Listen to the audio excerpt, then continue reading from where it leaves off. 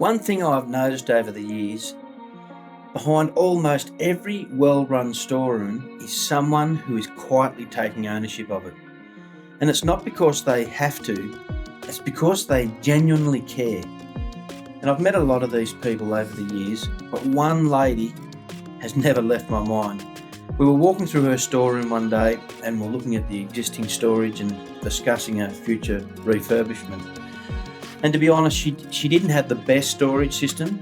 It was old and it wasn't particularly flexible, and it certainly wasn't something that we would design or provide.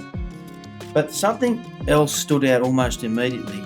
Everything was spotless, everything had a place, every shelf was labelled, and every consumable was organised in its own containers. And you could tell that someone was taking enormous amount of pride in that room. And I remember saying to her, I said, how do you keep everything so organised? And she smiled and said to me, she said, and I'll never forget it, she said, I've been asking for funding for years, but the funding has never come. And then she pointed around the room, she said, see all this labelling and the plastic containers.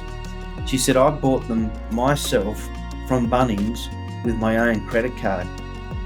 Honestly, I was speechless. I've never heard of anyone doing this before. So here we are working in this large government hospital, and there's a woman spending her own money, not because anyone had asked her to and or put pressure on her to do it, but she took an enormous amount of pride in that room, and she wanted to make that storeroom better. And it wasn't for her recognition, and it wasn't for promotion.